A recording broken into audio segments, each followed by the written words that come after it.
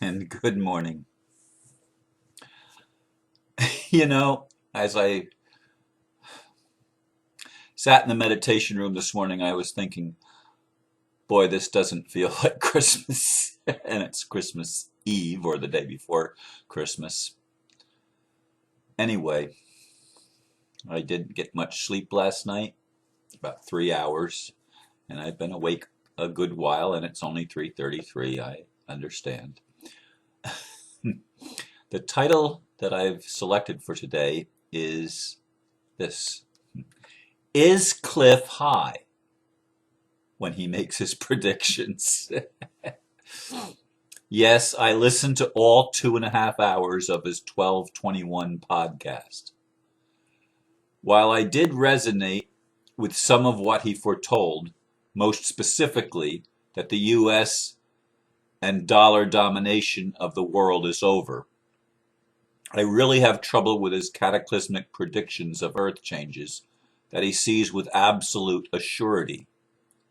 He also mentioned a few times that David Wilcock maybe gets caught in the cataclysm he did not expect, telling the people that were asking for his help to just leave him alone. He sees all of this through remote viewing and webbot analysis. He does not believe in two timelines, and the one he does believe in does not paint a pretty picture. I see it differently, though I will not present my views as absolute like he does. Let me see, I noticed an error in there. Where was it?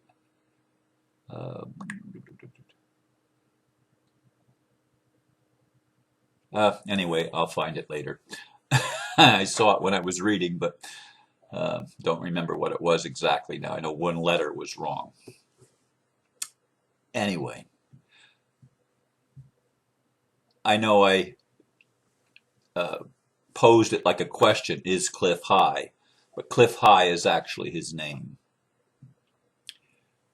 And I don't know that he's high when he gives his talks or makes his predictions. And as I said, he is known for doing the webbot analysis, and he's quite into remote viewing. And I'm not in any way saying that he's a bad person or anything like that. I'm not saying he's Illuminati. I'm not saying he's even trying to spread fear. I believe he's genuinely trying to be integrable in what he presents. And they are his perceptions and viewpoints. He does present them authoritatively, especially in this one that he did last night, insofar as the major earthquake that brings earth changes, especially along the seacoast and in the central part of the United States. He spoke with absolute certainty that this is going to be the way it is. And I made the error of listening to this in the evening before I went to bed last night, which, of course, I laid awake for a good while before I fell asleep, pondering some of the things that he suggested.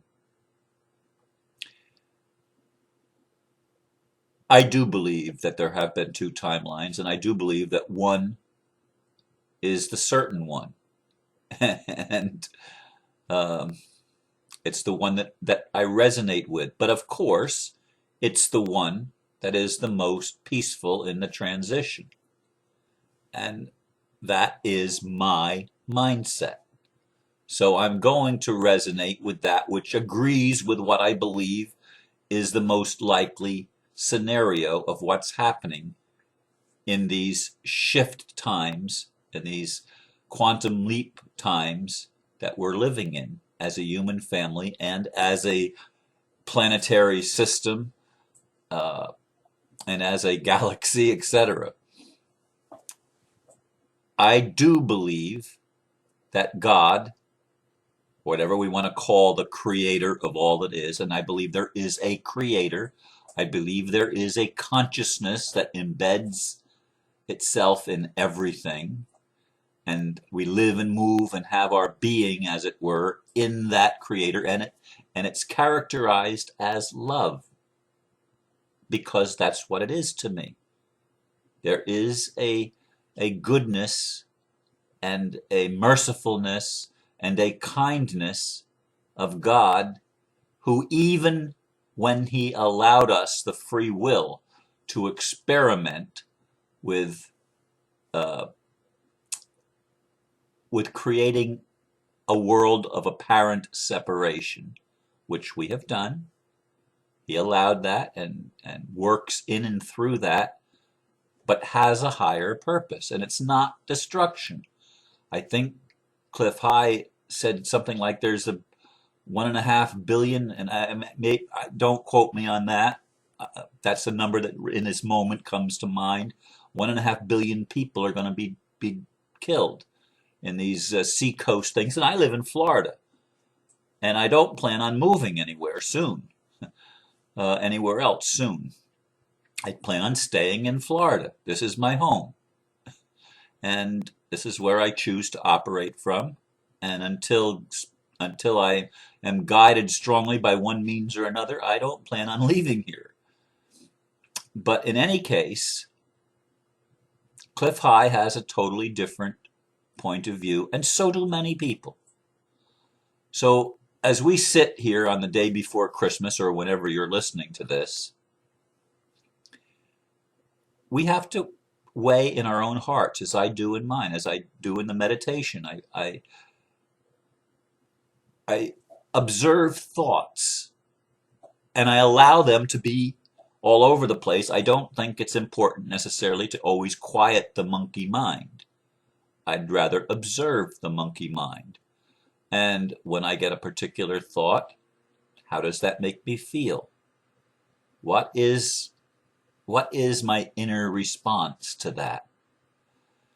And I believe that if we are fearful, which Clif High's presentation and his analysis would make a lot of people fearful. Fear comes up for me when I think about the possibility of what he's predicting will come to pass.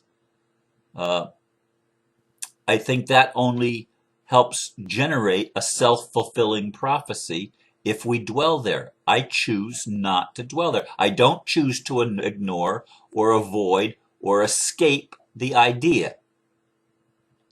I choose to take the idea in, assimilate it, and hopefully transmute it into the goodness of God, into the grace of God. And I believe grace is the most important element that's operating in the world at this time. God's favor toward his creation ultimately, for me, assures a happy ending, assures that good will come out. Now, as I sat in the meditation room today, it came to me, but Ron, look at the people in the war areas, in Iraq, in Afghanistan, in Gaza. Look at the people that have had to suffer the consequences in northern Japan of the tsunami and the earthquake that hit there last year in the spring. Look at the people that were devastated in the Sandy, Hurricane Sandy thing in New Jersey, especially the home state that I grew up in. Look at all these things. They've already gone through all of this disaster and cataclysm, and many have had their lives influenced in a apparently negative way. How can you be so assured, Ron, the question comes to me, that you're not going to have to experience any of this? And I have no assurance. I don't.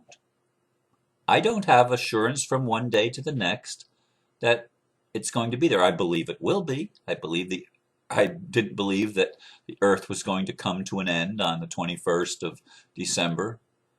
I didn't believe that at all. I don't believe I ever believed that, even though there were people that were predicting it, and that was the main. I mean, I just looked at it as the mainstream propaganda to try to generate more fear and more turmoil in people's lives. And they've done a good job, the powers that be. And that's one thing I did agree, as I said in the blurb, with Clif High, that the dominance of the dollar and the dominance of U.S. influence in the world is pretty much over. And one of the things that was interesting is when he saw all these cataclysms taking place in the remote viewing, there was no government. The government was gone in the United States anyway. I don't know if that was necessarily a worldwide point of view, that the government disappeared everywhere on the planet, but at least in the United States, the government, even the local governments, were gone. I find that interesting because I do believe the governments, as we've known them, have to disappear. But I don't believe government necessarily will altogether disappear. He talked about a group of people that were creating a new society, and I like that idea. And I do believe there are many people, I consider myself to be one of them, that are here at this time to help create a new society, a new world system, if you will, that works for everybody. I do believe it will be based on competition. One of the things that Clif talked about is that we would be cut off from communication. I don't see that happening.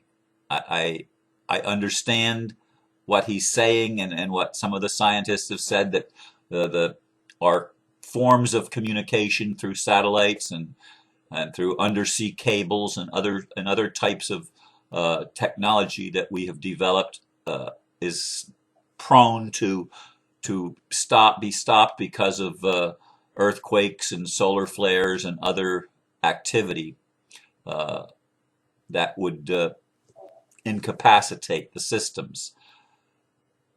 Unless we are all of a sudden gifted with the abilities that these things give us, and gifted in the way that we can see all of us remotely, if you will, and hear remotely, if you will, and have these gifts that the technology depicts awaken within us so that we can do it without the technology, I think the technology is essential.